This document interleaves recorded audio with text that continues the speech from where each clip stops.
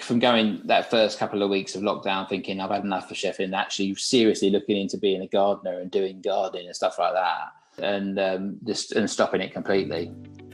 Welcome to another episode of the Burnt Chef Journal, hosted by myself, Kris Hall, the founder of the Burnt Chef Project. Today's guest is no other than Nathan Outlaw, who joins us to talk about his experiences from the early days of contract catering all the way through to owning 2 Michelin stars at restaurant Nathan Outlaw, and why he's made the decision to change it to Outlaw's New Road. It's a really insightful chat with Nathan this week, where he talks about his perceptions of Michelin and accolades, and how he's not really sort of that focused on winning them or not, as well as also some of his major life experiences as well that's led him to where he is now, including his time at Rick Stein's. It's a fantastic chat. It was great to have Nathan on board, and I really hope that you enjoyed this week's episode of the Burnt Chef Journal.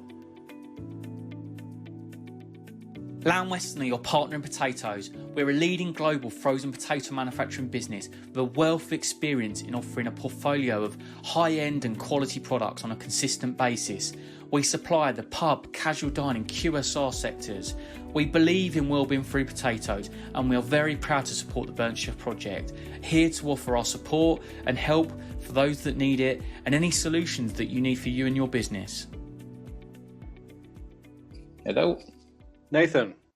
How you going? All right? Not too bad, my friend. How are you? Yeah, good. There you go. Can you see me now? I don't know what. I'm not sure it's coming up. Technology and all that. Oh, mate, honestly. You'd think we'd in the storeroom, I see. Yeah. Well, that's a shelf in my kitchen at home, but yeah, it looks like a storeroom. You're in the storeroom too, and you're like, I know, office and storeroom. No, this is my house too. This is how I Excellent. Yeah, so this is sort of the hub where something that started off as a good idea suddenly took shape and form, and then ended up just becoming a messy room, really. Sort of. You're doing amazing things. I've been reading all the stuff and listening to all the podcasts, and that it's really good. So, I think the industry really needed something like it. To be honest with you, you've got hospitality action and things, all that sort of stuff, but they don't really deal so much with the mental health, do they? So that side of it, not as much. So. No, I appreciate that. I mean, it's good to hear, especially coming from people like yourself, and seeing other people get on board as well. It's a fine line to tread, though, isn't it, really, at the end of the day? Because you don't want to make it too much a case of like we're creating an industry of snowflakes and people who just aren't able to stand the heat of a kitchen for any more than 5 minutes at a time. But also, it's been so overlooked for so many years that it's starting to, I believe it's going to cause a long-term impact to the industry, and I want that to turn around and for more people to come back into it, and also for people to stop taking their own lives as well, because it's just that's all that sort of stuff to get to that stage, like over something, because a lot of people just consider it as just a job. Yeah, like to get to that stage to be like, I just can't comprehend. It's mental, that sort of stuff. But yeah, it's obviously talking about it is the way forward. So you've got to sort of that's why it's so good. The industry really needs to know it is a tough industry. It always has been, and I think always will be to some extent. I don't think you can never get like you said, can't be snowflakes, because otherwise, nothing's going to get done. So there is that element of it. But it's just the way you go about it. So I've never felt the need to be an arsehole. So like in terms of being in the kitchen, so I don't, I've obviously worked with people that are arseholes in my junior years, but in terms of actually being a sale, I just don't. It's not productive, and it's never worked. So I've never done it. But yeah, I know plenty of stories, and I've been in plenty of positions to see what can be like. Yeah, I'm sure you have. Yeah, well, this is the thing. I mean, I'd like to be able to say that I'm a chef. I do believe that there's pride. I'd love to be able to say that I know what I'm doing within the kitchen environment. But I think one of the reasons why I've been able to do what I do is because I haven't been. Whilst I've worked front of house, so I spent 2 years working in a very busy bar. But I've been from a different side of hospitality, so I've actually been from the supply side. Right, okay. I spent sort of the best part of almost 12 years supplying fine dining ingredients to restaurants all across the southwest. Okay. Unfortunately, not as far as Cornwall and Devon, but it's given me an insight I mean, I've worked with must be thousands of chefs, and Yeah. quite closely over an extended period of time. And it's given me an insight into what they go through and how they operate and what a kitchen environment's like. But I don't have that restriction upon myself in terms of ego or in terms of pride or in terms of a reputation to uphold. Like if this completely and utterly failed in the early days, for me, I wouldn't have had to walk back into a kitchen and go, there we go, I tried to do something and I've ended up fucking it up, So I guess I'm quite lucky, but also in the same respect, whilst I've seen firsthand the effects that a kitchen and a hospitality environment have, I've obviously experienced mental health issues myself, but not brought on specifically by working in the kitchen. So bit of a wolf, not a wolf in sheep's clothing, but like a Trojan horse in some ways. I feel like a bit of a charlatan, but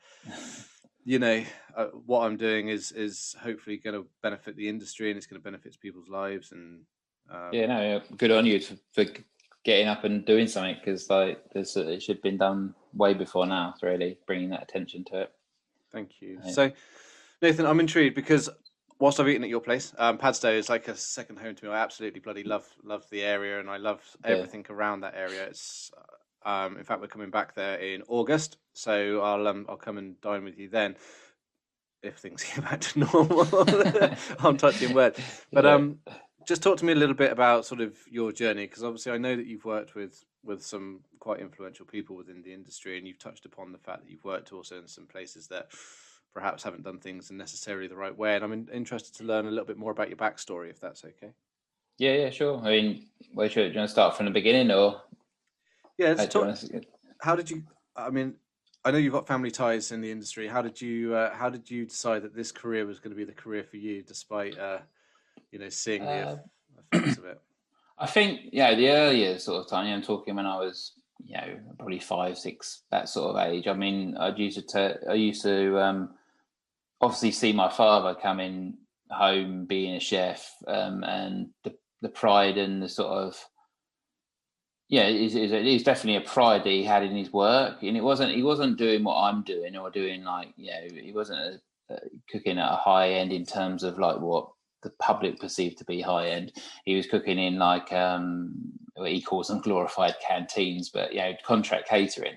So he was doing like that. That sort of thing, but it was on a high scale. It was a massive scale. He was doing 2,000 lunches, private directors dining, evening events, weekend events for all the employees of this big paper company, because it was like they had a big club and everything. And I was lucky enough to be dragged along with him to especially at the weekends. I mean, I used to do Saturday mornings, like just because I loved getting up and doing it and doing the breakfast shift and stuff with him. And I shouldn't have been there. It's like totally illegal, like totally against the rules. But it was, I think, because I didn't get in the way, and because I did just get on with, I weren't pissing around. I'd get on with what I was asked to do, even at a young age. I just loved being part of that. And I think that the camaraderie, and I suppose the early signs of things that shouldn't have happened, that when you're young, you think, well, that's quite funny. Do you know what I mean? Like someone's being told, someone's being whipped with a cloth or something like that. You're an 8-year-old kid. You're like, well, that's quite funny, right? But realise later in life that's not. But you should, even if I think, because ever since I said to come and talk to you, I was like been thinking about all the things that would have just went by the by, and you just sort of you accepted. So the name, like the things like people had like nicknames and stuff like that, which if you're thinking back at them weren't very nice. I mean, even an 8-year-old kid, I can remember that sort of stuff. So but I think from the excitement point of view and the adrenaline and the sort of like, and then people actually turning around as customers and saying, thank you very much, that was a lovely breakfast, or thanks very much, that sort of thing. I thought, this is really, really cool. And also I'm quite artistic in terms of I love drawing and I love animation and things like that. And if I hadn't been a chef, that's probably where the route I would have gone down. But I could mix that in with cooking. And I saw that there was an artistic side to it. So you're very early on, my jobs were, and it's only simple things, and it's probably, it would look terribly naff now, but it was like, just laying up salads for a big function of 500, but making them look really, looking and making sure they're all consistent and looking lovely. And even at that age, I would try and put the cucumber in the right place and make sure the radish sat in the right place and things like that. Like Van Dyke in tomatoes and things like that. Like, it's so naff, but it was just that I always try to get it right. And I think, I think so. That always spoke to me as a kid, that there was a profession where A, I didn't have to sit down, B, I didn't have to do any writing. This is what I thought when I was younger, but I could just do practical things like have fun, cook, and people enjoyed it. And that was really, I heard, so it was the basis of reason why I became a chef. I had no clue. And you're talking, this is 80s, right? Early 80s. I would have been in the kitchen with my dad. So there was no celebrity chefs. There was no like TV chefs. There was not that I knew of, and you didn't buy cookery books. So it wasn't that part of the industry that made me want to be a chef. I didn't have a clue that there was awards and accolades and all that sort of stuff for it. I didn't have no clue. And it wasn't actually until I became a chef and started in London that I actually realised that there was you could get prizes for being a chef. I didn't have a clue. Yeah. So it was a pure, coming into being a chef was purely, it's in me, and that's what my grandparents they all had links to working in local hotels in the Maidstone area, where I come from. And then my mum was, she's a teacher now, but when she was before, the end days, you weren't, if you were a female, you weren't meant to be a teacher. You had to just look after the kids. So she looked after me and my brother, but then later on became a teacher. But while she was looking after us, she worked in hotels, and she did catering as well. Yeah. And youth work, actually. So I think that's where I get from both of my parents. I mean, one's a chef and one's a teacher, and the youth work and all that sort of stuff. So I've got the best of both worlds from them, really. And I sort of like, I love to teach. I do give a shit about people, and I love cooking. So that's pretty much me. So, and then when I actually, because I'd been cooking for so long, I started like cooking, I suppose, and getting paid for it when I was like 14 years old in a local pub. And that was just really for pocket money, and but again, it was a different environment. Again, it was fun, it was fast, and it wasn't one of them places where you prep everything from scratch. We were opening tins and opening packets, and that's the way it was. It wasn't really until I done college, and I got to college when I was 16 and went to Thanet College, which is now called East Kent College in Broadstairs. And it wasn't until I really got in there. I mean, I had a good understanding of the kitchen because of my dad, but I didn't realise that there was this real sort of French foundation to the cooking that was being done at that point. And sort of that's when I sort of started realising there's a lot more to it than what I'd seen so far. So I was sort of engulfed in the college, but I wasn't that interested in college. And in terms of, I wasn't a star pupil. I was truant, and I did sort of like go to the pub with my mates and didn't get lessons. But I blasted through it because I was lucky enough to have had all the experience like before that.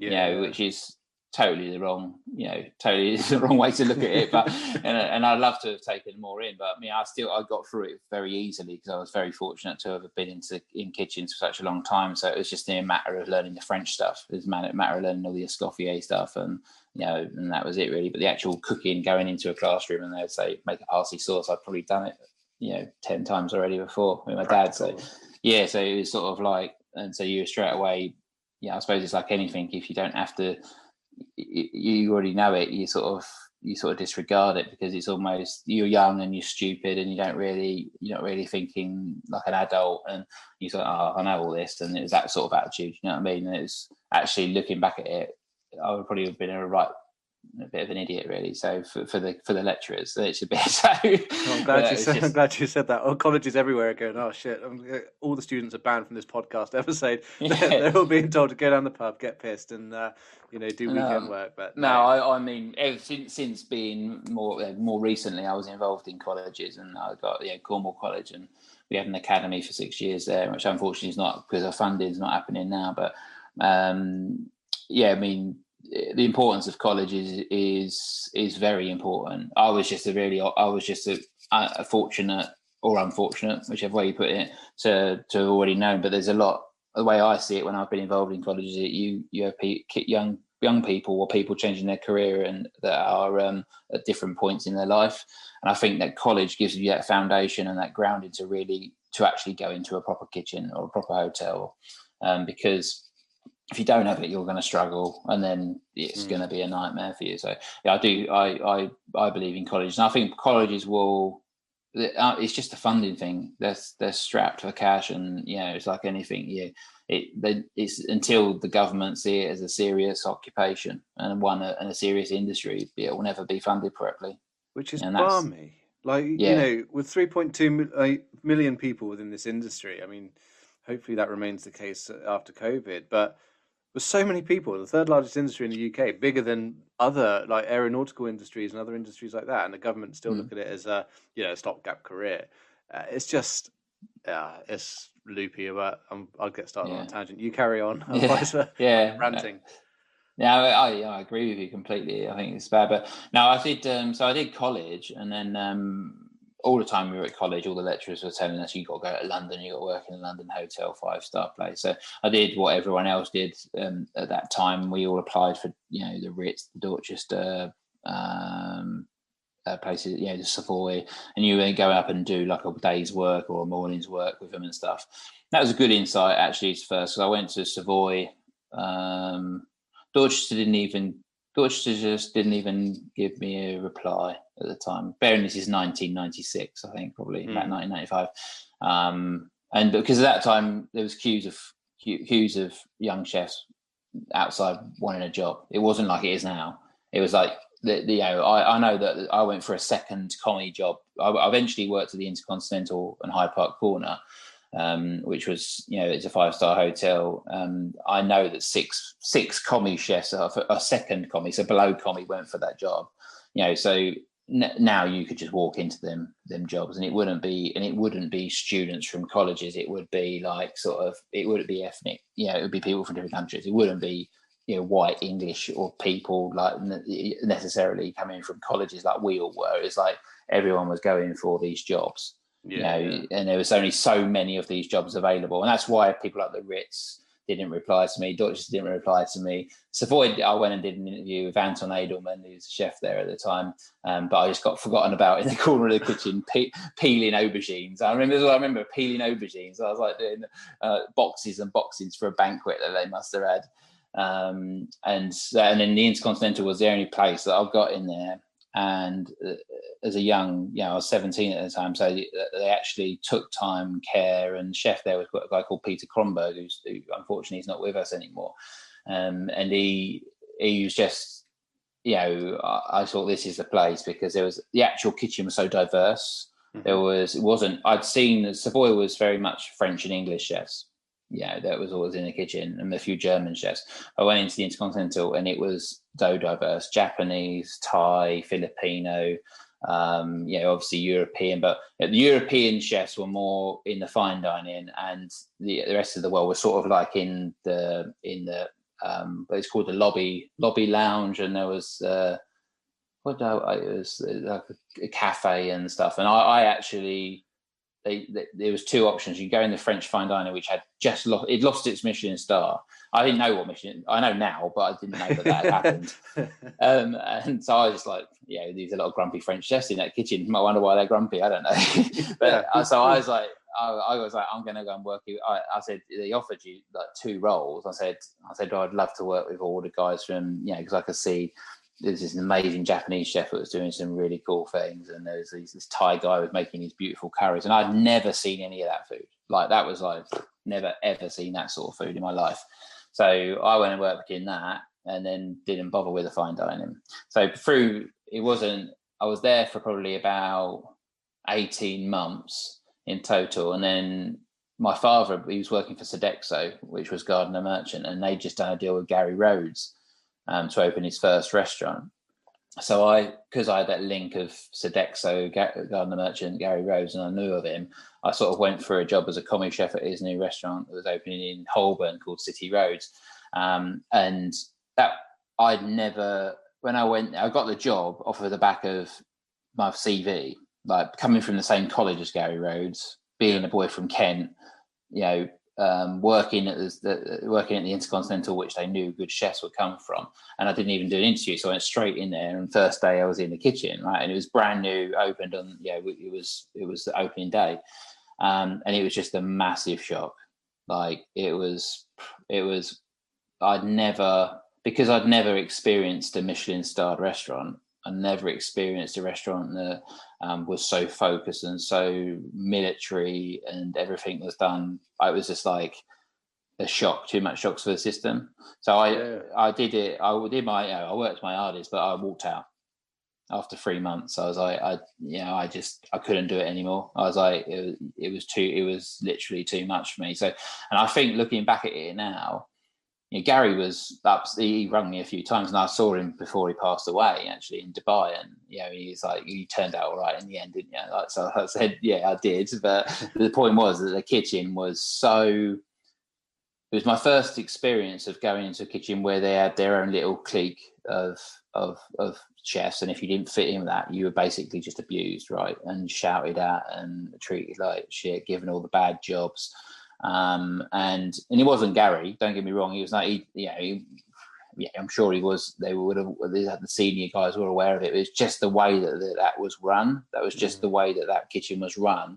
And I know now, because I've obviously run kitchens, it was down to the pressure of how much the output they were putting from the kitchen, and the standard they were putting it out. So therefore, there was no time for teaching people.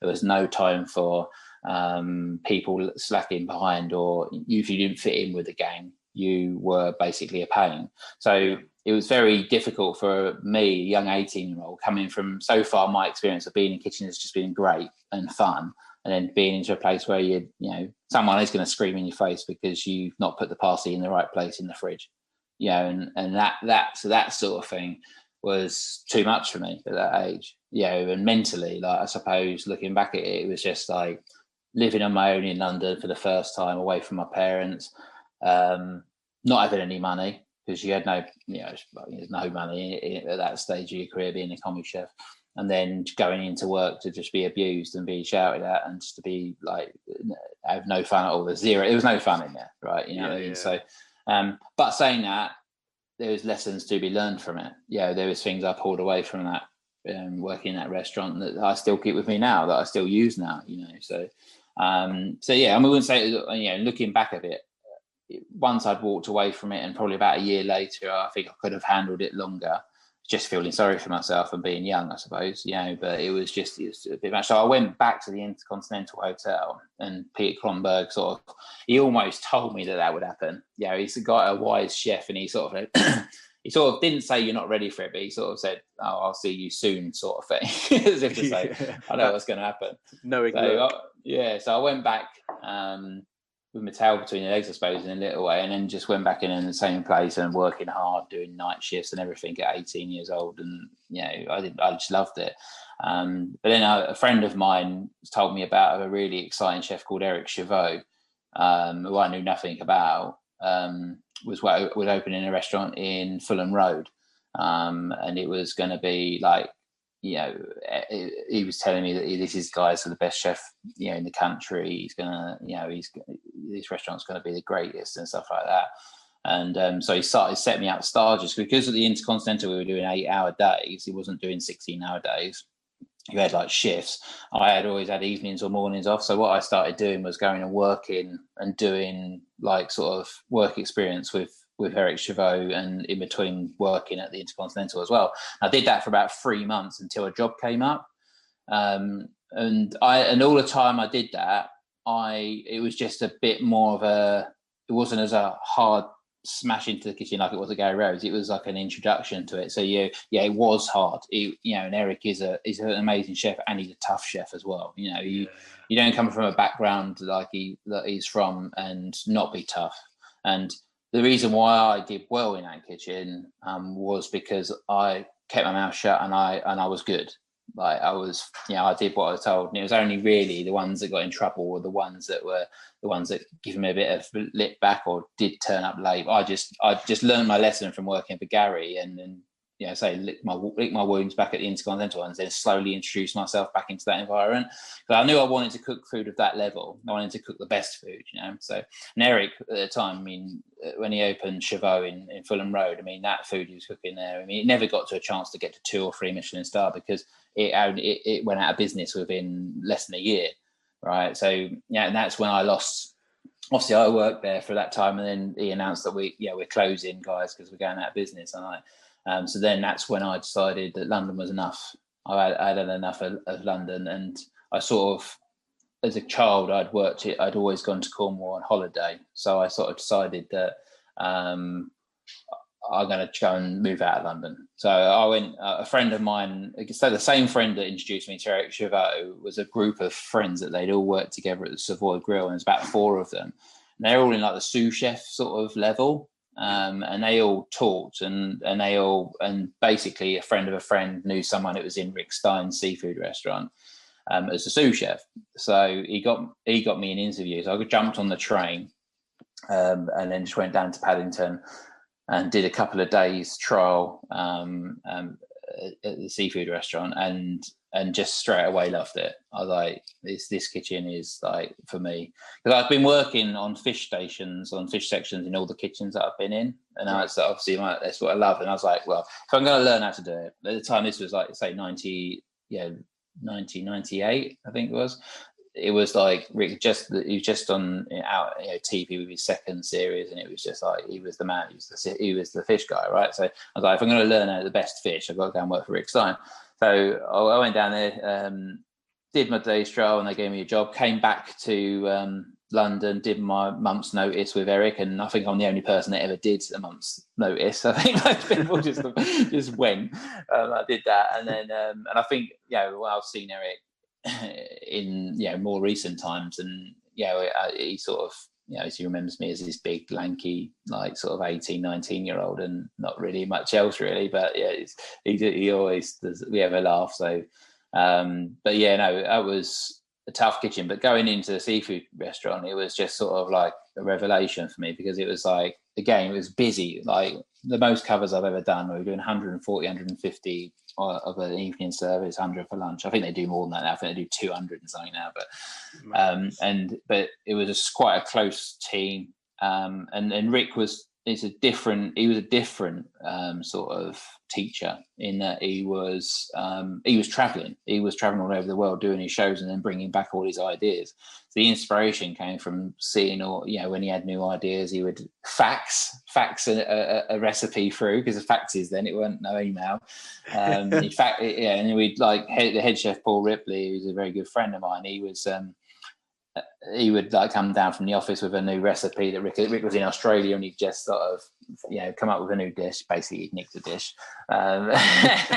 borrowed, been influenced by. yeah. He's a bit, Rick was he's a self-confessed magpie anyway. He always says that he picks up things from all over the world. But you just saw such a diverse repertoire of different things. And different foods, and using different ingredients as well. I mean, I was straight away using ingredients from Asia that I'd never used before, using cooking techniques for the fish that I'd never done before, using fish I'd never used before. Seeing that as a complete going back to school. And at that time when I worked there, everything was done on site. I mean, I think now they got to a size where they have a prep area, but we were doing everything. So it was when an order come on for Freedom Air, you cooked it. It wasn't already done. You got it done. And when fish, an order came on for a bass, you take it out of the fish and fillet it, and then you pass it over to the guy who's cooking it. So it was, the process was actually quite unorganized, I suppose, looking at it, but organized at the same time. Sorry, just very quickly, because you're talking about recipes from all over the world is incredibly inspiring, and as a young chef as well, that must be awesome. But when these recipes are coming through with things like finger limes on them, how are you guys going, right, okay, I've got the recipe from Australia, but how the hell do we get hold of these ingredients? Or were you adapting it to fit what was available within the local area? Yeah, I think a lot of Rick's earlier recipes are adapted. So obviously the ingredients aren't available. So finger limes, I never saw a finger lime there. But the things that we saw that were there's a lot of dried chilies because obviously you could either get them himself and bring them back, or you could get them over, and things that, just ingredients like vinegars and oils and things that just weren't in.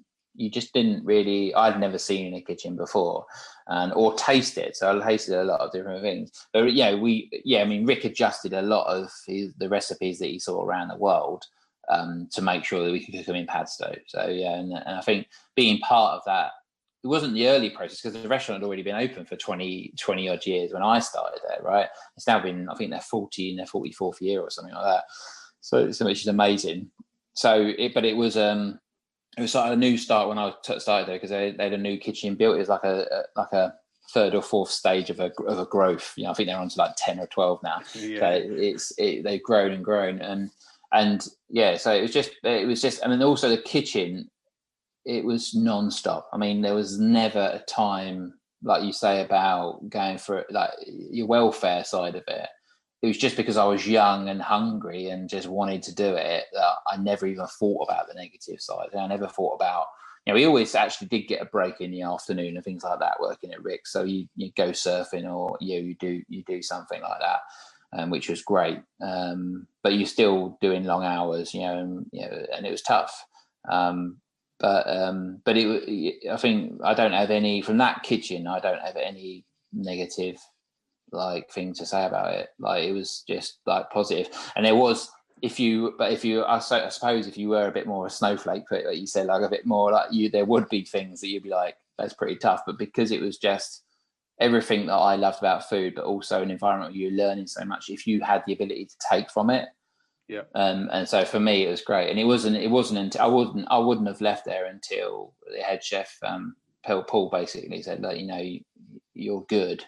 You need to look at other things as well, because you need to go and see other things. And Rick hated that. Rick didn't want me to go, so it was it. And I think that they might have had a bit of a falling out over that, but at the time. But it was just that that I had there's a lot more to learn from other things, and I suppose you could get just stuck into sort of it would have become very easy for me. It would have become really, it would just become a bit of a, I suppose you could see me getting into a bit of a rut maybe if I continued for a long time. So I did that for 2 years, 2 solid years. And I suppose for the next 10 years after, I always thought about going back there.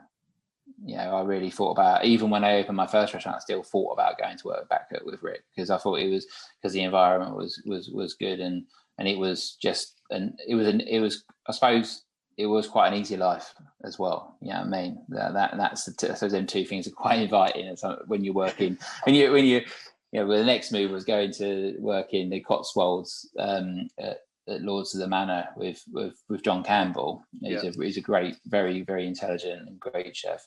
But that was tough, going from working in that environment with Rick and going and surfing in your split and having your 3 days off a week, and and then going into working into a country house hotel that was aiming for big things, but was in the shit for staff. And we were working 6-7 day weeks and stuff like that. You sort of kept thinking back to Padstow and thinking, actually it might be quite good to go back there. But no, I realised myself that I needed to, I was hungry for more. And that's when I started doing things like competitions as well. So I started doing like the Academy Culinaire, which is like the Awards of Excellence, which is basically an exam run by the Academy of Culinary Arts, which I passed that, which is great. And I suppose that's where them sort of things is where you start getting noticed on a more of a national level, because you sort of, the caterer are there, journalists are there, and they sort of, if you win or you just stick out and you get to meet people. So I suppose that's where I started, people started knowing of what I do myself. And then working for John Campbell, John at the time, working at Lords of the Manor, John took that place from being just one of them places in the Cotswolds where people come and stay and by the coach load, to making it like one of the best country house hotels going at that point. And this would have been 2001, I suppose, that sort of time. And it was brilliant working with John. John was hard. He was a hard taskmaster, but he worked as hard as everyone else. So it wasn't like someone was shouting at you then go and sit in their office. He was like, he'd cook, he'd do every section, anything needs making, he was there as well. So, and it was nice to work with John at that stage, because it was at a time where he was doing that sort of stuff. I mean, now he's still cooking now, like at the Wood Spoon, I think. And I think that was, for me, he gave me the ability, he honed all my skills. So like the cooking bit was, I could cook. I think I could cook quite well, but I just didn't. It was the refinement, and it was also the organisation of the kitchen. Mm-hmm. So I suppose, and because I was only 21, must have been 21, 22, and he had faith in to give me a sous chef position at that age, which is completely. And looking back at the reason why he gave it to me is because there was no one else wanting to take it as well. Yeah, there was no. It was hard to find a sous chef, right? Probably should have been in there. And I was I was junior sous chef at the seafood restaurant. And I suppose my CV was quite good. And I think looking at it, I think John would have probably young and inexperienced, but experienced in other ways. So he took a punt on me and then made me his sous chef. So I was his sous chef for the 2 years until John left the Lords of the Manor.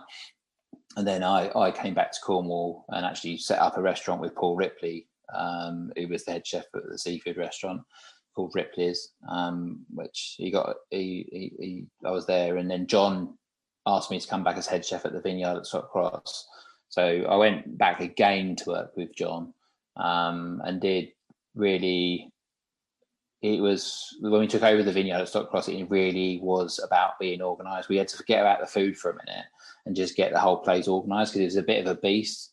You were doing big functions every day, like 100 plus of like lunch times and dinner times, plus a 70, 80 cover restaurant that was trying to, was doing fine dining, plus office meetings and then breakfast. It was a full-on operation, like in terms and everything. They were charging top dollar for everything, so the expectation was super high.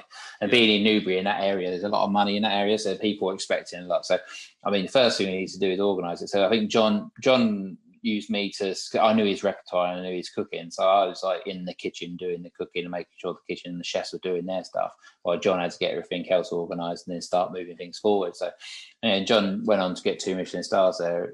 I only stayed there for a year because my wife and I decided that we wanted to have a kid, and we wanted Rachel, my wife, she's from Padstow, so we wanted to move back to Cornwall.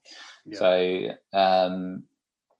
against every piece of advice that everyone gave me, I decided to open my own restaurant with my in-laws in 2003, the Black Pig, and I was 24 years old.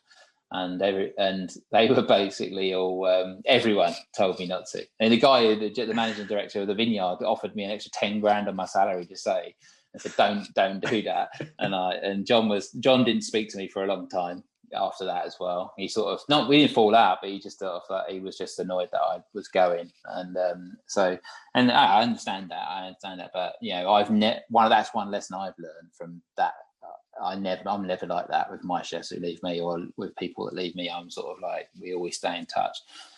So I went and opened the Black Pig at sort of 20. I was 24, and that was just purely down to knowing that I can do it. And I had my own self-belief that I could cook well, and that I wanted to cook my own food, and I didn't want to be part of a huge operation, which was, still you get paid well in, stupidly, but I wanted to do, so I went from having, I'd say, 20 staff under me in Vineyard kitchen down to just me on my own in the kitchen with and for the first 3 or 4 weeks I was on my own, and then I was lucky enough to get a commie chef who was working for Rick Stein, who was wanting to leave and come and work with me. So it was just me and this young lad, Michael, who's now actually lives in New York and's been there for the last 15 years. But that was a complete completely different world. But I got a chance to cook my food, for the first time. So Rachel, I think we opened on May the 20th. and Jacob, my son, was born on May the 6th. Oh, our first man. kid, and because I wasn't technically employed, no one in the area would give us a house to rent, because like I had no salary, right? Yeah. So we were living in my wife's brother's spare bedroom with a newborn baby, with a restaurant opening in 10 days later. It's just I wouldn't say it's not for the faint-hearted, that sort of thing. No, I mean, Christ, that's I mean, it's hard enough opening up a business and trying to run a business and juggle that. I mean, bearing in mind you're used to looking after staff, but then also running financials of a business, working the business plans, doing the front of house, looking after lease agreements and all that other stuff. Oh, and we'll just add a newborn child onto it as well. That's life is rosy. It's fine. I can handle it. Yeah, I mean, and I think you can only do that when you're young like that, because you don't got the experience to put doubt into your mind.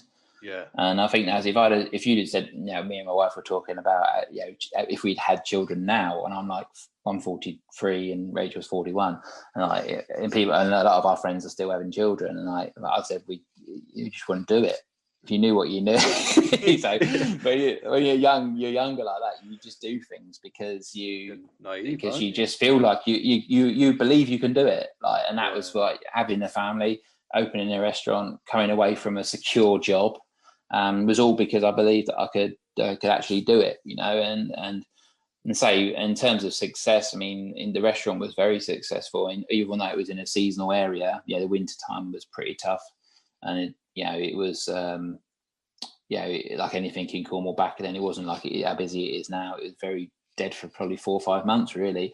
But in the summer times and the busy times, we did really, really well. And within 8 months, we got a Michelin star. So that's when I think people started to recognise what we were doing, because I was 25, opening a restaurant that was like in the arse end of nowhere at that point, really. And then Michelin had acknowledged that we were worthy of a star, like out of the blue. So, and that was completely out of the blue. I mean, I'd not written to them, sent menus to them, done any of that stuff that people do now when they open a restaurant. It was just, I don't know how it must have been through doing the competitions and doing that sort of stuff, and the caterer, when we opened the Black Pig restaurant in Rock, the caterer had done a little report on it, like a little bit, that little small bit about it, so, and I think that maybe they must just read that sort of stuff and then got wind of it.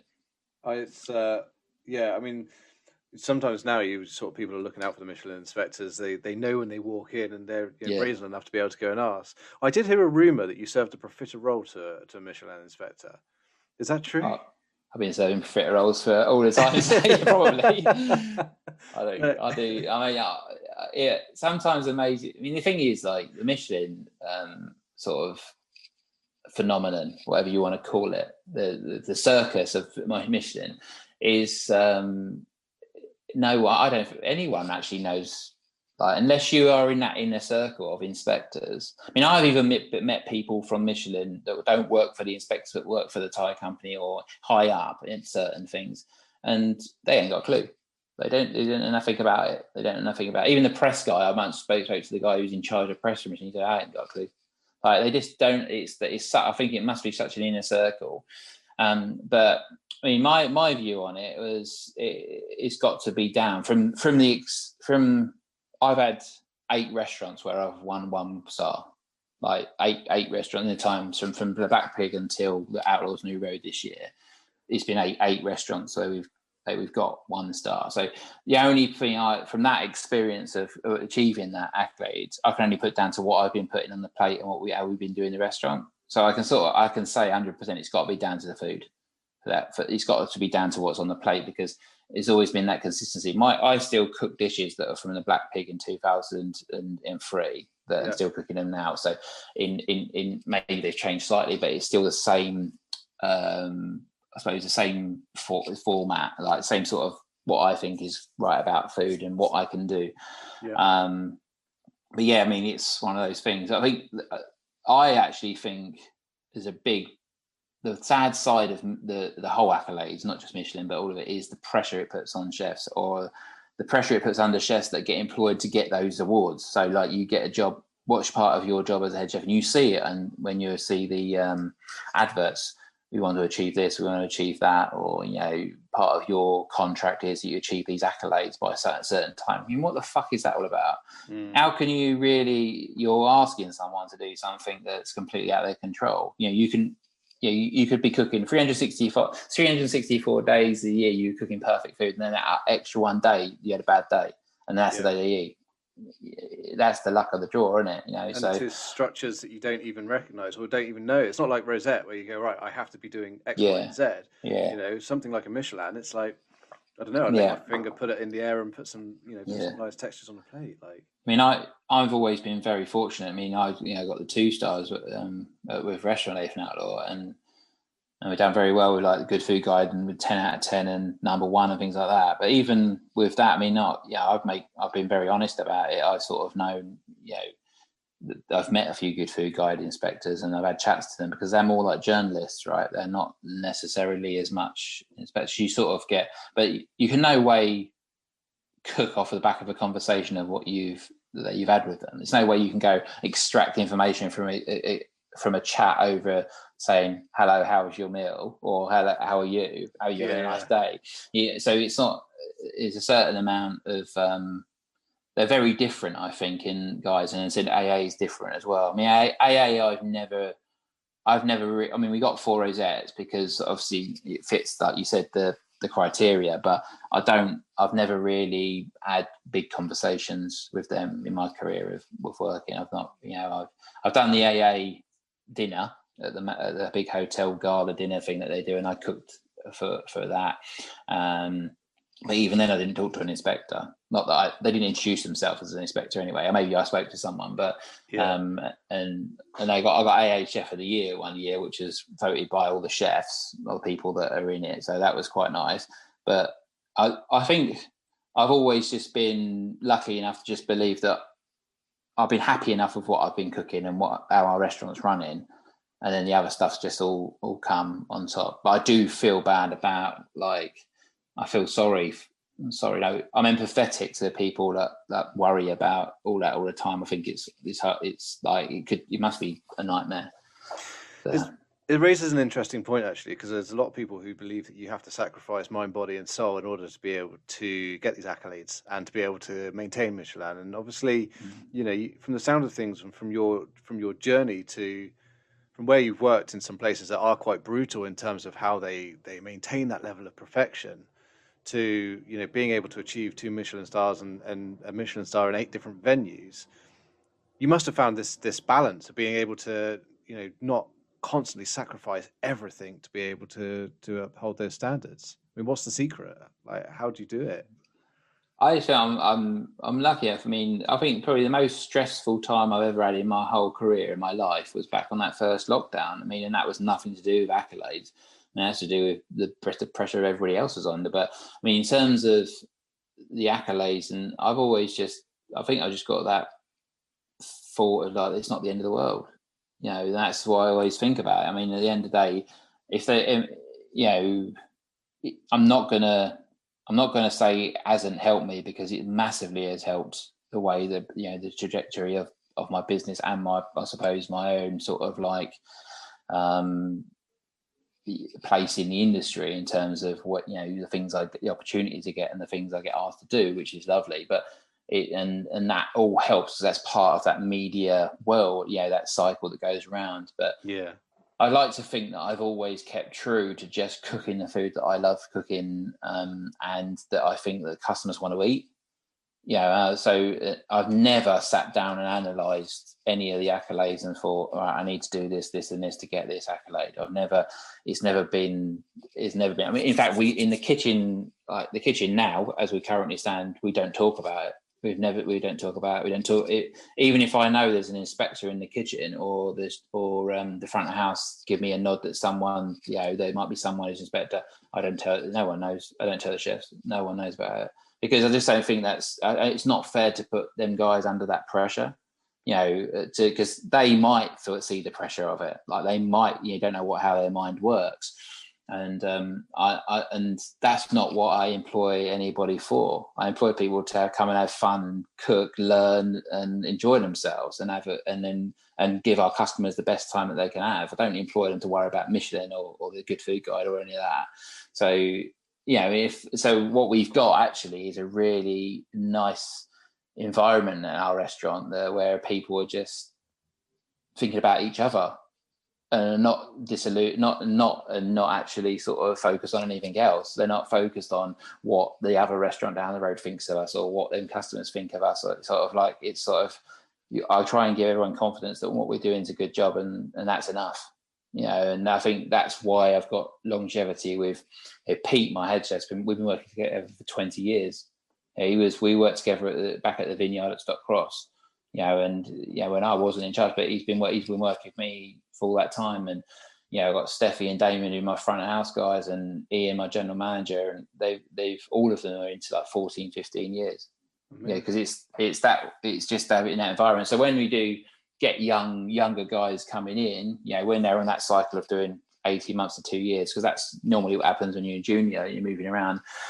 We just bring them into that environment. There's a 2-tier thing, and sometimes they come in and they want to stay with us, and they become part of that tier. And then you get the guys that are just getting this nice sort of almost like it's like an atmosphere that's like you're learning and you're teaching you, and you'll get everything. I don't want anybody coming out of my kitchen that. If you employ someone from me, you want them to know that they can fillet a fish, right? Or there's a bit of a problem or cook some fish. So that we just concentrate on giving younger guys all that sort of all the teaching and coaching and everything they need. And we look at the areas where they're weak and where they're strong, and tend to try and give them lots of feedback and lots of appraisals and stuff like that.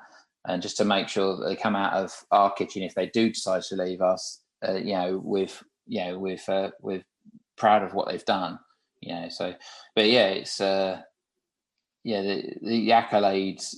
Well, you're coming back to your original question with the accolade thing. I don't know. I've just never really seen the pressure of it like that. I've just been fortunate. I suppose I'm very fortunate to just achieve the first star at the Black Pig. I suppose got the whole thing rolling by just. I had no time to nose in the restaurant. I was on my own in the kitchen, like with washing plates as well. Yeah, exactly. We're doing everything. We had no KP. We never had a KP at the Black Pig at all. Not at all. I think we had a couple of guys come in, surfers and stuff, and local. Every so often, they just have such a pain because they just weren't focusing on what we were doing. With 2 guys, it's easy to just do it yourself. So, we've just been very fortunate with that sort of stuff. So. Just to take a step back, because it sounds like the time that you had at Rick's was, you mentioned in there sort of just glossed over, but you mentioned that you had 3 days off and, you're the constant creative buzz. What sort of things do you reckon were sort of the key factors within that business that meant that people wanted to stay for so long and continue their journey with them? Yeah, I think with Rick, you mean? Yeah, with Rick, one, it gives you. It's a very strong business. Obviously, recently in the papers, it had a few issues because of like everyone has with the COVID and stuff. But it gives you a solid foundation. You work for Rick Stein, looks good on your CV. He's known all over the world. He's known in Australia. If you want to travel, it gives you lots of opportunity. So I think from a young person, or a person starting in their career, it can give you a good foot in the door anywhere all over the world. So you work for Rick Stein. So that's one good thing, I suppose, why people work there. And I think you do get looked after in terms of the money. It was on when I was there, it was on London levels. So when I came out of London expecting to have a massive pay drop, it was still on the same sort of level. So Rick and Jill, they'd understood that you need to sort of compete at that level, but they could because it was such a busy business, right? Yeah. And I think the people that stay here, say like Stefan, who's like the executive chef, he's still there now, and I worked with him. He was a sous chef above me, and I was the junior sous chef, so he's still there. And I think the reason why someone like that would stay is just because he's just had so much opportunity while it's been growing. It's a fast-growing business. I think a lot. Don't get me wrong, people did leave, people did come in and didn't handle that environment because maybe they just didn't have the basics or the understanding, or didn't get into that frame of mind, because there was no getting away from it. The place is a beast. It's busy, right? That's the one thing. If you were slow, it would be too much. Yeah. And so you did have to move yourself, and you had to be very self-managing. There was no one with that kitchen. There was no time necessarily for anybody to be coaching you necessarily. Right. You're giving your feedback by presenting a dish to the party, and then they'll say, no, that's bad, or that's good, or that's great. There was a certain amount of teaching, but we did all the recipes were from his books. So they were on the shelf.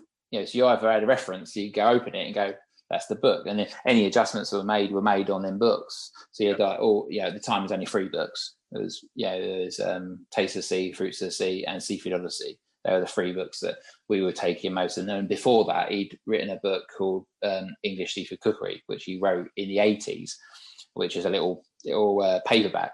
And so the repertoire was based upon those 4 books. So you had good reference. And I'd never experienced that because I'd never worked for a chef. Well, I worked for Gary Rose, but you didn't.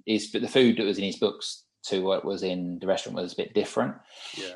So, and he didn't use the books. You didn't have a book. Well, Rick, you'd actually use them. So there's a good advert for it, how good his recipes are, right? So, and then I think, and it was then the people that were in there would coach you because they've been there and done the jobs in a repetitive nature so many times that they knew. So as you knew, you would get onto a section with someone who'd been there a while, and they would run you through it as you were working. It wasn't we hadn't got to a time then where you did forcefully, they probably did appraisals once a year or something like that, because it was just someone told you got to do it, that sort of thing. But it was more on the job sort of, I'd say old school kitchen, and not in the fact that it was like full on, like violent full on. It was just a old school that we all knew, everyone knew what your job was. If you didn't fit in, you probably would fall by the wayside. But if you did fit in, you'd enjoy it and you'd have a good time.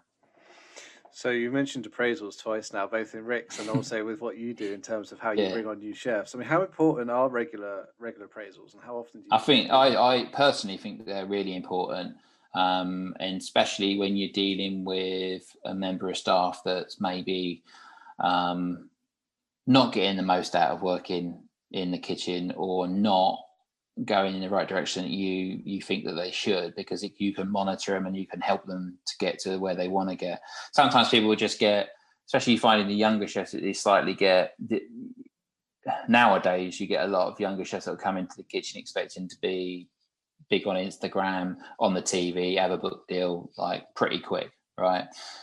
We don't get as many of those, but every so often you just got to use the appraisal, that 1-to-1, or actually 2-to-1. You never have 1-to-1. We're not allowed to do that anymore. You have to be, all them sort of things.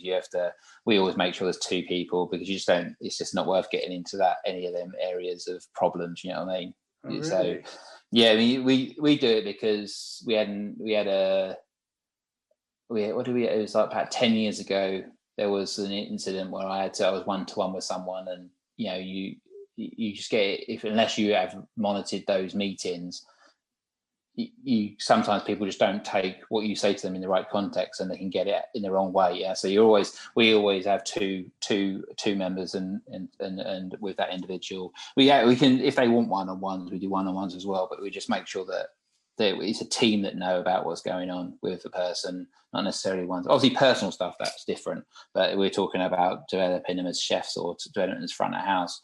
So, I mean, the way that the appraisals are important is because you can monitor the progress and you can help people get to where they want to. And I think it's important for younger chefs, especially ones that are a bit nervous, or ones that maybe have sort of learning difficulties. We have people with autistic and stuff like that, and it really helps them keep them on the track of what we expect from them, and what they expect from us, and explain. Sometimes you need to explain things in a different way for different people. I once had this, I think it was again probably probably about 10 years ago now. We had a management company come in to sort of like help us with that sort of thing, and by halfway through I just got rid of them because they weren't doing it right.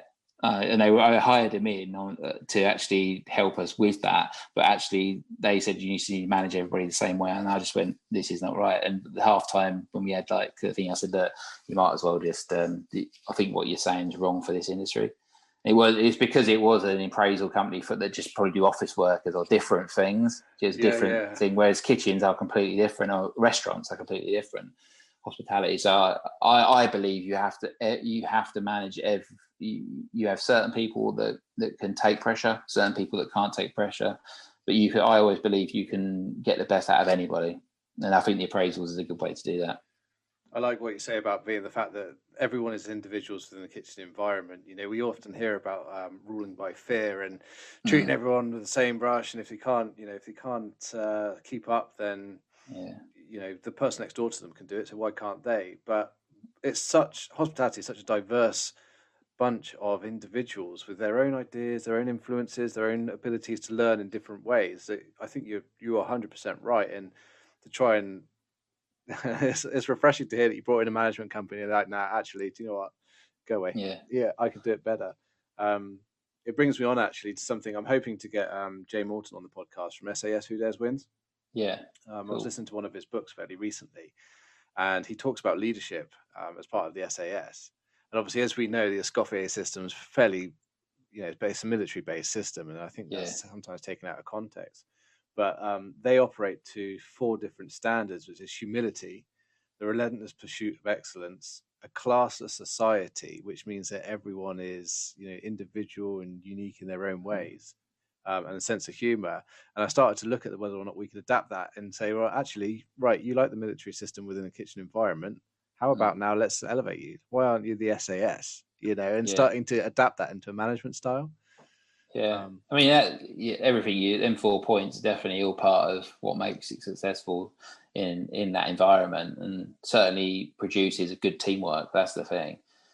I think that's the one thing is like it's not a place for individuals. Like that's that in that sense, like the egotistical individual. It's like if you want a successful restaurant, it's about I believe it's everyone knowing what they need to do, and taught and sort of like given the tools to be able to do that, and then making sure that it all works together. And it's all about being organized. I think when you any sort of point in my career where it's got hot, heated, or kitchens that are crazy, it's all down to organization every single time. I give it an example of any of these sort of places where service has gone to pot, or someone's gone down in a section, or it's always down to the organization. So we always spend so much time on getting stuff done before you get into that zone where you can't control it. And that's the thing. And I do believe there is chefs out there that like to have that as part of their kitchen. They like to not force the organisation so that it is a bit crazy. I've definitely worked with chefs that would rather not tell you that there's a vegetarian on table 1, just to tell you that there's one vegetarian and you don't know about it. Well, they could have told you 10 minutes ago and you could have got organised for it. Why? I don't. Yeah, I mean, I think because you can. I suppose you have craziness and you have organised spaces, don't you? You have like one. I suppose the organised space could get so organised that it just becomes boring. And actually, I've gone through that. I mean, one of the reasons why I changed restaurant Nathan Outlaw to Outlaw's New Road is because it became systematic. It became cooked by number because it was so consistent. So therefore, there was no jeopardy in what we were doing. So I think there is people that like to throw the jeopardy into a service, so that it does make it a bit crazy. That's fine to a certain extent, I suppose. But it's when it goes completely wrong, and then it boils over, and people start getting violent, start getting abusive, and start shouting and doing and hurting people's feelings. Right? It's putting jeopardy into something. I think there's jeopardy enough not knowing what people are going to order. So So you got 20 customers coming, you ain't got a clue what they're going to order. That's jeopardy. That's enough for me. I don't need anything else. That's how I go wrong. But whereas like when you've got tasting menu restaurant, like restaurant Nathan Outlaw was, where it was just one straightforward menu, there was no jeopardy in the order, apart from gluten-free, dairy-free, all that sort of stuff. But we knew all about that probably 80-90% of the time because we got that information before they even arrived. So it becomes so systematic and so thingy that actually the service is like there's nothing going on. It's just like cooking, and I can see where it can become a bit boring. So I suppose if you are of the nature as a chef or as a restaurant manager where you like to be a bit crazy, then you leave them bits out, don't you? That's the sort of thing. Yeah, I mean, I suppose that's okay if you're a leader and you jump in and help when it shit hits the fan because you're not able to cope with it. But if you're just sat there smirking and going, you're going down and there's no stopping you now, it's that's a completely different way of doing things. But for me, it's all about organisation. I think I'd much rather just have a nice, easier day than one that's crazy like that. You can have a sort of a barrage of applications coming through for the summer. So get ready. It's going to be, young chefs who are looking at a lifestyle change and to work for a decent level. The email address is. But I mean, obviously, this podcast is all about trying to. I'm personally intrigued about the leadership styles and what makes a good kitchen and what makes a good business work as well, because obviously we've got to bear in mind that whilst the Burnt Chef project leads itself towards chefs, mental health. Affects everyone on the planet, irrespective back of house, front of house, whether you're a bus driver or what. And one way that I'm sort of challenging the perceptions of mental health is asking people to talk about their own experiences quite openly. Yeah. And throughout your career, one of the questions we get asked a lot by colleges is, we never see anyone or we never hear anyone talk about a difficult time and the impact and the thoughts that were going through their head and how that might have physically manifested in themselves. And I'm getting a real sense from colleges at the moment that they could be a benefit from people like yourself being able to say, well, actually, do you know what? Yeah, it was a tough time opening up my restaurant, and here's the impact it had on me. I appreciate that sometimes that's not always the case, and some people are more susceptible to struggling than others. But I wondered if you had any sort of experiences that you might be able to share to normalize this a little bit.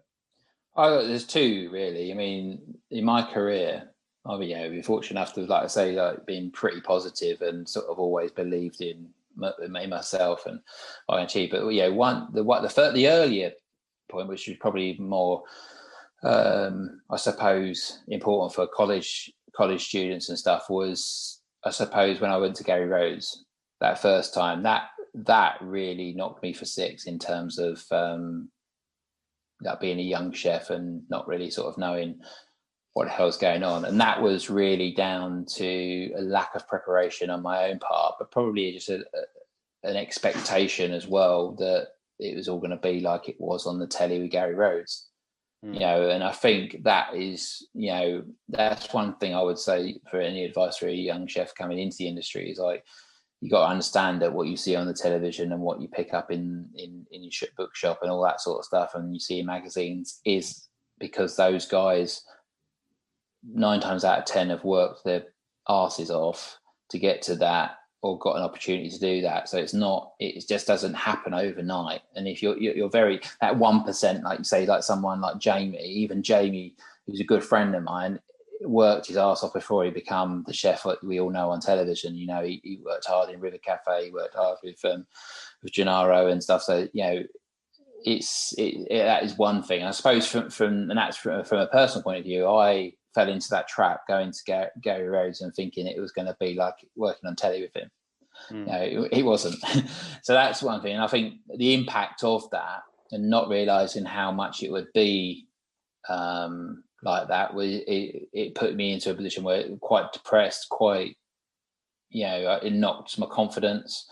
And I was lucky and fortunate enough to be able to go back to work for Peter Kronberg at the Intercontinental and have that route to go back. But at that point I was thinking of giving up about being a chef and thinking of going, I can remember it like, we're talking well over 20 years ago, and I can still remember that point when I walked through those doors and said, I'm not doing it anymore. Didn't turn up the next day. And and for a long time it was sort of played in my mind to the point of having dreams about it, like sort of what would have done if I stayed there and stuff like that. So, but looking back at it now, I think it is all down to preparation and expectation on myself. So, and everybody that I spoke to about going to work there were all like excited from a point of view, oh, he's the guy off the telly. Yeah, it's going to be great. So that was one thing. The second thing, like, definitely is more recent, and very much so. When the COVID happened, I'd already been having quite negative thoughts and quite sort of, I suppose, thoughts about being a chef. And that was because I worked to get all the opportunities that I'd had. So let's say I started probably about 6 years ago. I had both my restaurants in Port Isaac, which were doing very well. We had the Mariners pub in Rock, which was doing very, very well. I'd had opened my restaurant in Dubai at the Burj Al Arab hotel, best hotel in the world on paper. And we'd had the Capital Hotel as well. And so when I was flying around, not really thinking about life and just getting on with my job, because I had to, because I was going everywhere, I sort of, I was in a zone where I was just, everything was great and going well. But roll on, the early part of this year, all that's gone. And that was quite, I think, actually shocked me a bit, because all of those opportunities in terms of, I decided to move from the Capital to the Goring, but in terms of the Dubai restaurant and the Mariners, all three of those sort of opportunities were sort of like taken away. And at that point, from my point of view, because I'd worked so hard for all those things, it made a big shock. It really sort of impacted me sort of mentally, because I was just thought, what's the point? Because we worked super hard to do all this, and not realizing it. I didn't realize at the time that was the case. But I knew that I weren't right, and I knew that I wasn't enjoying being in the kitchen. I wasn't enjoying cooking. Didn't want to do it. I was more interested in actually being in my garden and doing the gardening and being at home. And I think what saved that and what gave me time to actually reassess everything and rethink was the first lockdown. And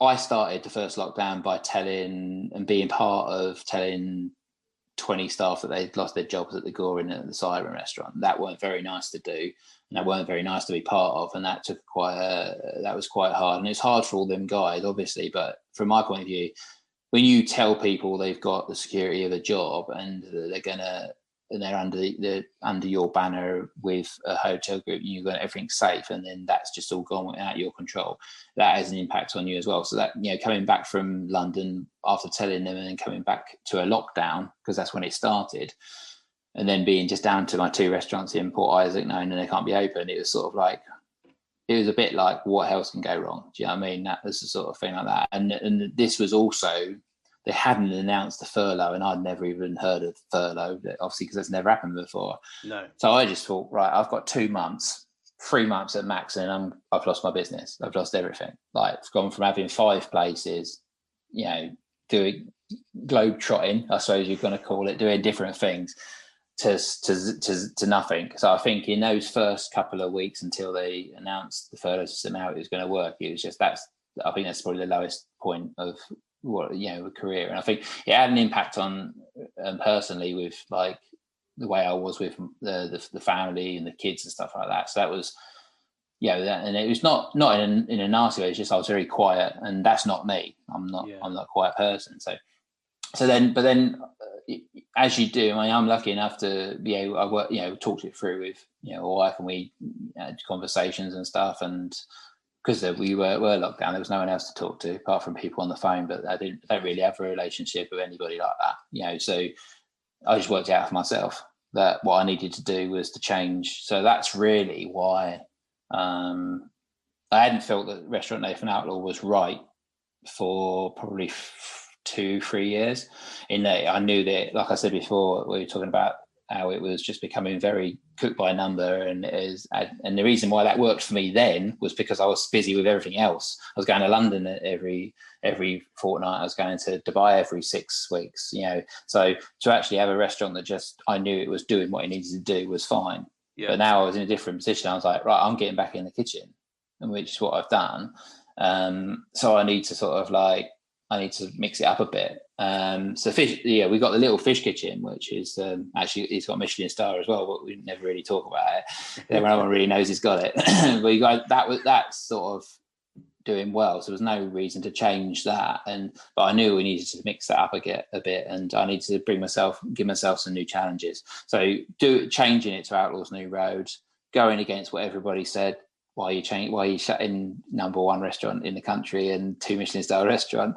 They're like, I think a few people think I was a bit mad, but I just needed to create that challenge again. So I think coming that full circle, I mean, from going that first couple of weeks of lockdown thinking I've had enough of chefing, actually seriously looking into being a gardener and doing gardening and stuff like that, and stopping it completely. And thinking to myself, I've written a few books. I could probably keep things going by writing a few cookery books. Maybe I'll do, Instagram video. I don't know, all these sort of things. You think you can, if you're on your own and you've not got 30 staff below you that you got to pay as well, you could probably you could get through, and you could make things work.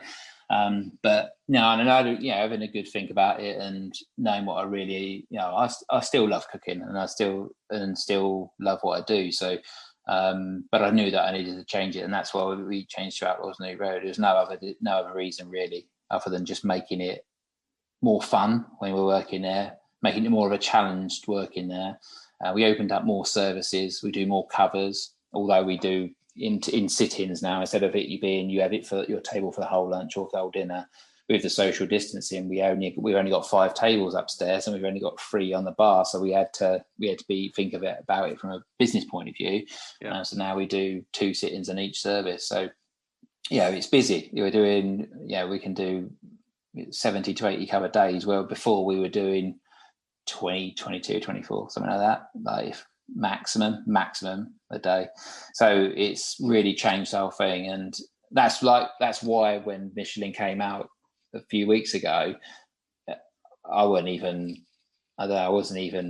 in that zone. I was like, it's not even there, and then to be awarded and stuff, we were like, oh, it's like okay, it's great, but I was like, it's not what we were aiming for. It's sort of like a restaurant where we just wanted it to be a busy restaurant, which is cooking with no rules.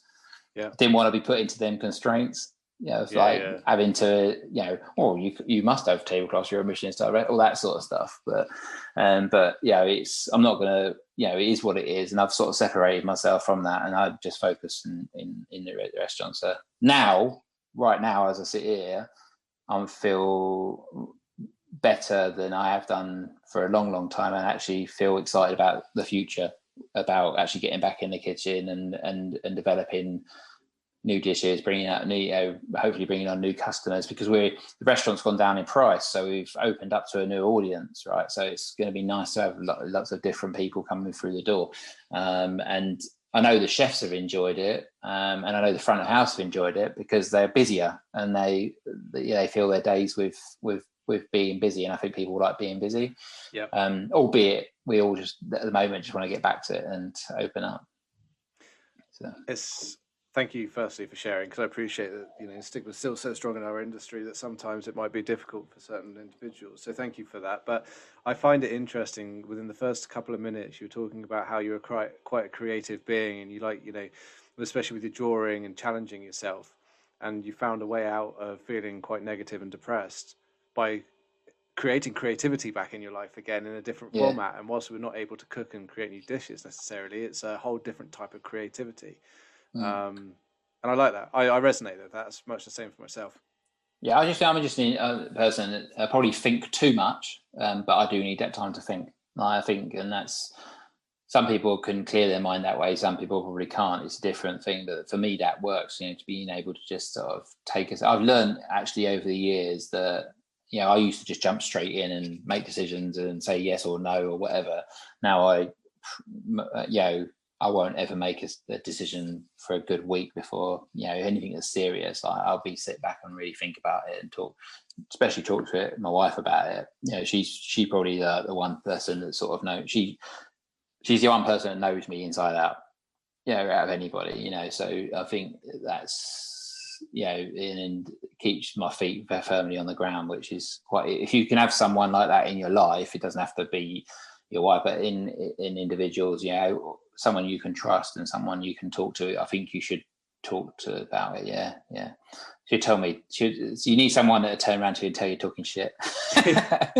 Yeah, much like my wife, like every day. Yeah, you do. You need someone who can be quite frank with you, because if you get handed to, especially. So I'm a bit of a dreamer. Like I do dream. I'm a bit of a. I've got all these ideas, and sometimes you need someone to just rein you in for that little bit. So it's not a bad thing. Yeah, true. But also at the same time, I think there's nothing wrong with dreaming, because it's all very well and good dreaming, but I think if you're the sort of person who can actually pull the trigger and turn those dreams, or at least start on the road to turning those dreams to reality, then you know what? Sometimes it takes, have to scale it back a bit and look at it. But Christ, if it wasn't for dreaming, we wouldn't have started businesses that bring change to people's lives through either food or through open conversation. So you have to. But one thing I've always asked my guests, and you've made some absolutely cracking points so far, but it's a bit of a curveball question, which is, if you were to give some advice to a younger version of yourself, what sort of advice and what sort of things would you say to yourself? I'd say the only thing that I haven't done, and because I was so focused in cooking, was travel. And I still haven't. Everything I travel to is to cook, right? It's never to go and to enjoy it. So, one thing from my own self would be to sort of experience a bit more of other cultures in a different part of the world, really. But in terms of what I've done, I don't think I'd change any of it. I actually think that the journey so far of what I've done, I've always walked my own path. I've never done what people tell me to do. And I think that's seen me well. So I suppose the advice would be to my young self is take more risks and take more challenges on board. And there's a few things that I should have just gone for and didn't do. So I think that's it. I mean, I'm a great believer in it's when you do something wrong, it's not a mistake the first time. It's only a mistake the second time. So you can't make mistakes by having a go at something. And I think so. If I didn't have that attitude, I wouldn't be sitting here talking to you now, because I would still be back in Kent, probably doing something there, and never would have enjoyed that whole journey of what I've done so far. I just believe it's still the beginning now. Anyway, I've not even started yet. I think that's what you got to think. Love it. I love it. I'm intrigued to see what's next, and who knows what the next couple of years will bring. Yeah. But I really appreciate your time, and I appreciate the fact that you've spoken so openly and frankly as well. And for anyone that is listening, I hope you've enjoyed it too. But also at the same time, we've just launched the Burnt Chef support service. So if people are struggling with who they can talk to in their life, then text that number. It's free. It's free 24/7, even after a late service, and it just helps provide a bit of clarity and someone to not necessarily tell you you're talking shit. You need a wife or a husband for that, but it certainly helps just put things into perspective. So Nathan, thank you ever so much for that. Lovely to speak to you, Kris. Thanks a lot. You too, my friend. Speak soon. Take care. Cheers. Bye. Thanks again for listening to another episode of the Burnt Chef Journal. It was a really insightful chat with Nathan, and one that I thoroughly enjoyed. We've got more people coming up on forthcoming episodes over the next couple of weeks, so do stay tuned.